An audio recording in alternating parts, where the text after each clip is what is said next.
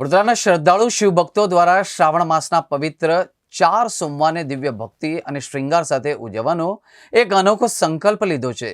આ પવિત્ર યાત્રામાં પ્રત્યેક સોમવારે ભારતના આ 4 પ્રખ્યાત જ્યોતિર્લિંગ મંદિરોને ભવ્ય ફૂલોથી શણગારવાનો મહોત્સવ ઉજવાય છે, જે ભક્તિ, સંસ્કૃતિ અને સૌંદર્યનો અલૌકિક સંગમ બની રહ્યું છે।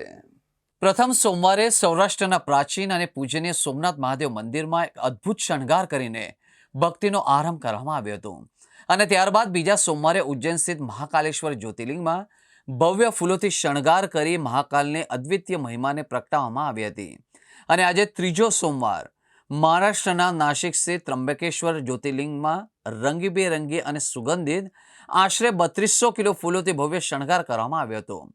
ગુલાબ, ગેંડા, કમળ સહિતના ફૂલોથી સજાવાયેલા આ શણગારે મંદિર પરિસરને સ્વાર્ગિક સુગંધ અને દિવ્ય આભાથી વ્યાપી દીધું હતું। ખાસ કરીને દૂર દૂરથી આવેલા ભક્તોએ આ પવિત્ર દ્રશ્યોનો લાભ લઈ ભગવાન શંકરને આભાર વ્યક્ત કરે અને પોતાના જીવનમાં શાંતિ, સમૃદ્ધિ અને કલ્યાણ માટે પ્રાર્થના કરી હતી।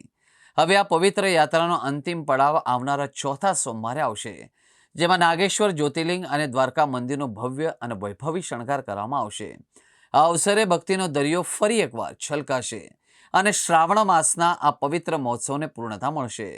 અનોખી સેવા વડોદરાના શિવ ભક્તોના સામૂહિક પ્રયાસ અને ભક્તિભાવનું એક જીવંત પ્રતીક છે, જે સમગ્ર સમાજને એકતા, સેવા અને સંસ્કૃતિના સંદેશા સાથે પ્રેરણા આપે છે।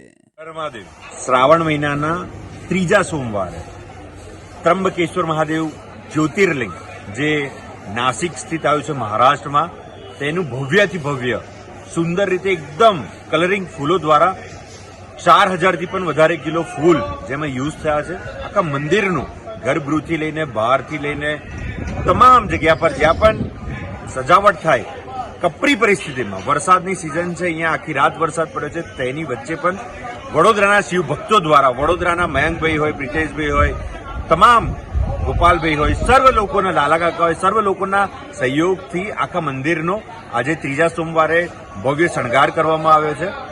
હવે ચોથા સોમવારે નાગેશ્વર મહાદેવ અને દ્વારકા મંદિરનો પણ ભવ્ય શણગાર વડોદરાના શિવ ભક્તો દ્વારા કરવામાં આવશે।